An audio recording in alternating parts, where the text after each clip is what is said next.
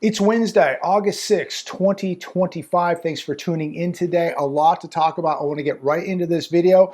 If you're not subscribed to this channel, please go down, hit the subscribe button, hit the bell notification so you're alerted when newest videos drop. Please share this video and all my videos all over your social media. Without further ado, let's get into things here. A lot of articles. I'm going to start with this first one from Fox Business. Leading economists issue stark recession warning for struggling U.S. economy. Now, we're told every day that the economy is not struggling, that this is the hottest economy in the world. Things are fine, nothing to worry about. But Mark Zandi cites weak jobs data and rising inflation as the Fed faces limited rescue options. They really only have one option. We all know what that is. That is to print money. Well, you could say two. They could cut rates and print a lot of money. But that is what has got us into the place we're in right now. So I don't know how that is going to fix the U.S. economy. You cut rates, you print more money, and you're going to cause much more inflation. You're going to cause much more difficult times here in America. This is, again, is what has gotten us into the predicament we're in right now. Consumer spending right now has flatlined. Construction, manufacturing are contracting, and employment is set to fall. We're watching the layoffs every day. You're watching, you're hearing this. Thousands here, thousands there, layoffs all over the place. So somebody here is wrong about the economy. Some people watching this video may say the economy is doing very, very well. Comment down below. Is the economy doing well? Let's see what the American people say. Comment down below. Is the economy booming, or is it collapsing, or is it just slowing down? Love to know your thoughts. Comment down below. Let me know what the real people of the United States of America are thinking right now. Comment. Here's another one today from the Telegraph. Trump's redneck recession hits his working class base the hardest. There are plenty of signs right now. I got the news on here right now. I'm watching the financial channels a little bit this morning. Markets at or near all-time highs. We've got the S&P, NASDAQ at near record highs. NVIDIA just surpassed $4 trillion. We saw the bank revenues record highs. Everybody's doing wonderful. But if you pull the layers back and you look beneath the surface, things don't look so good. They look good on the television. They look good on Wall Street. They look good for the banks. The rich are getting richer. But what's happening to the average American or the average American worker? America right now, it says, is grappling with an alarming job slowdown. Nobody can deny that. It's amazing that we still have unemployment at 4.2%, yet we're seeing thousands daily losing jobs. And you just cannot ignore the truth. We have a frozen housing market. Small businesses continue to close, and they're not growing. We're not seeing any help to small businesses. But we send billions of dollars to other countries, but we're not doing anything about small businesses here in America. So what do you think about this article on the Telegraph? Is it worse than we're being told? It looks good on the television, the markets, the banks, NVIDIA, the tech stocks, everything doing wonderful. But when you look at the average American worker, they're not NVIDIA. They're not the bank. They're not the S&P. They're not the NASDAQ. The average American, their wages are not keeping up with the cost of living. Comment down below. Bloomberg, record surge in past due student loans adds to U.S. debt burden. This is a big number. 12.9% of student loan debt is entering serious delinquency. And last Wednesday, Jerome Powell, head of the Federal Reserve, said that the consumer is in good shape. Everything looks wonderful. What is going on here when Jerome Powell, the head of the Federal Reserve, is telling us that the consumer is in good shape? We have the president telling us this is the hottest economy in the world. Look, I want to be optimistic, just like the next person, but this doesn't seem to make any sense to me. I see what is happening in my area, the amount of businesses that have closed down. I talk to people, I read the comments, I watch lots of other videos. And when you look at what's happening in commercial real estate, residential real estate, small businesses, restaurants, the service sector, it does not look good. It does not look good right now. So who do you believe? I mean, I have to believe my own two eyes, what I see happening in my area, what people are writing to me. That's what I believe. I don't put too much into what I'm watching on the television at this point. The Hedge today. Shocking record explosion in student loan delinquencies marks the start of the next debt crisis. This could be a very, very big problem, but this article really gives some really good details here, and I'm going to give you some of the bullet points here in the article. Total household debt rose by $185 billion in the second quarter of 2025. That is a lot. Household debt stands at $18.39 trillion. That is up $4.24 trillion since 2019. These are alarming numbers. And what nobody's talking about on these channels, what our politicians are not talking about is how they're going to fix the debt. What is going on with the debt? The debts continue to get bigger. The deficits continue to explode. And I just don't see how it is mathematically possible or humanly possible to ever pay this debt off or pay it down. Balances. Let's look at mortgage balances. They grew by $131 billion during the second quarter of 2025, totaling $12.94, almost $13 trillion of mortgage debt. $13 trillion of mortgage debt. Balances on home equity. Lines of credit, HELOCs, rose by $9 billion in the second quarter, the 13th quarterly increase. There are now $411 billion in outstanding HELOC balances, $94 billion more than the first quarter of 2022. So people are using their homes as ATMs. People are in big trouble. When you see people borrowing this kind of money out of their homes, they're doing it. Not all, but a majority are doing it because they're broke. This is using your home as an ATM, and you're taking a big risk using the most important asset that you probably own, your house, and using it as an ATM. Not good. Credit card balances rose by $27 billion during the second quarter, now standing at $1.21 trillion. I'm sorry, but if the economy was so good, we would not see all of these delinquencies in student loan debt. We would not see $1.21 trillion of credit card debt. This is $5.87 trillion above the level a year ago. Auto balances rose by $13 billion, now standing at $1.66 trillion.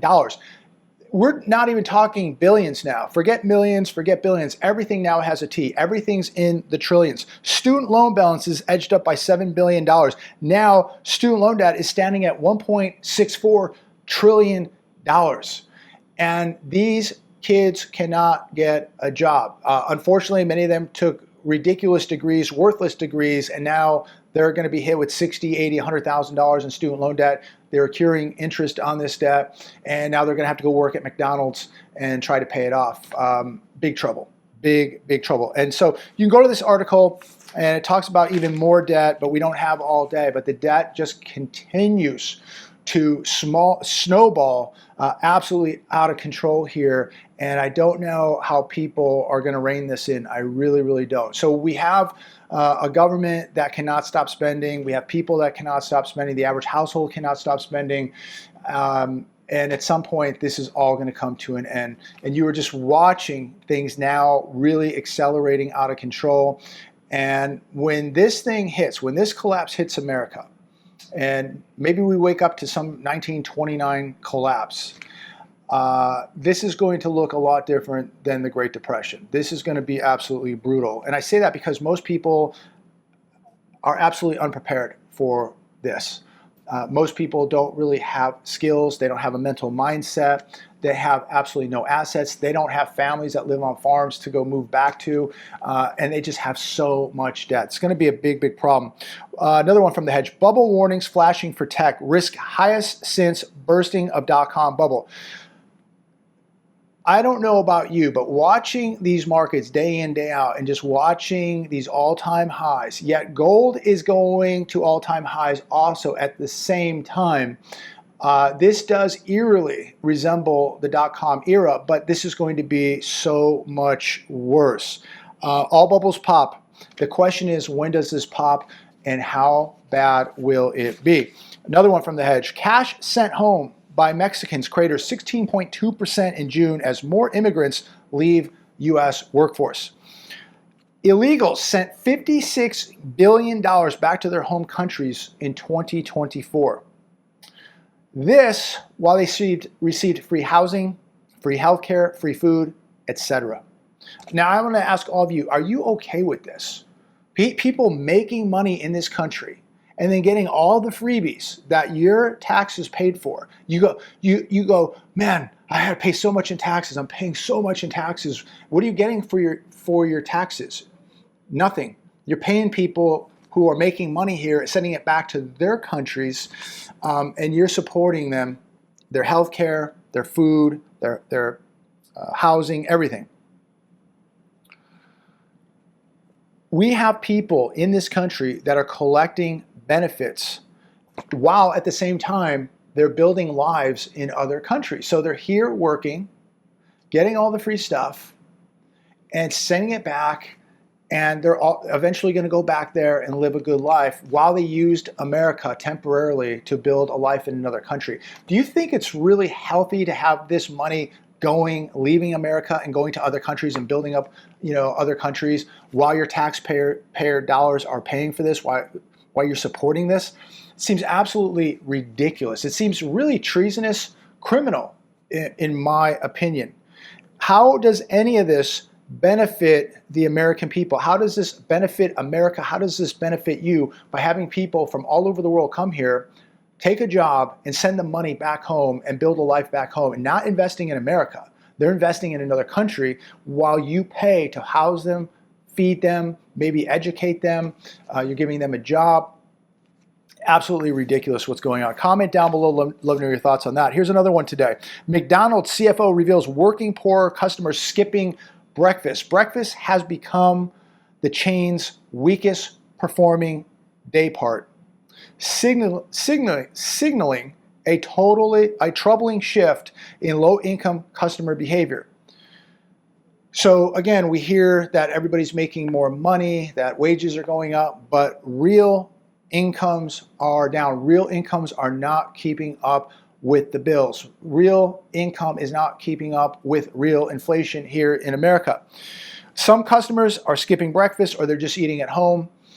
And I haven't had a breakfast at McDonald's in a while, but it says here $8 to $10 for breakfast, even $12 to $15 for a breakfast at McDonald's. Did you ever think you would see a day where eating at McDonald's, a breakfast at McDonald's, would cost $12 to $15? I cannot even believe this. So yes, much cheaper to eat at home, much healthier to eat at home. But every once in a while you're out on the road, you don't have time. It's a convenience thing. You just want to stop somewhere like McDonald's and have a quick breakfast and just get something in your stomach. Could you imagine, $12 to $15 to eat this stuff? I mean, it's unbelievable what is going on. And I just don't know how much longer all this is sustainable. What we're seeing in housing, these melt-ups in the market, the cost of food. I just went and got 1.5 pounds of bacon, Wright's bacon, one of my favorites. And it is now, 2 weeks ago, it was $12.99. Last week, or a few days ago, it was $13.99, $14. So it went up a whole dollar. And we are blown away every time we go to the grocery store just looking at the prices. I just don't really see things coming down. If you want meat now, even a hamburger is a luxury. If you go out to a decent restaurant and get a hamburger, it's $20, $25 for hamburgers and a fry. You don't even get a drink with that. That's if you go to a decent place. But I guess if you go to McDonald's now, what's that going to cost you? I don't know. I haven't had a McDonald's in over 2 years, probably 3 years. But what's a Big Mac, fries, and a drink at McDonald's now? Is that $15, $20? I don't know, but it's too much. As America soul searches, the rest of the West is falling apart. We are watching, really, a global collapse taking place. You see what's going on in Europe right now. You see what's happening in Canada. All of these people coming to these countries and really eliminating the culture of these countries. And somebody's going to say, well, who's they? Who's doing this? Well, it's easy. It's the globalists. They are destabilizing these countries. Their cultures are being eliminated. Just look at Europe, look at Canada, and you're watching these countries literally being conquered, and you're watching it happen here too. But this administration seems to be trying to do something to slow it down.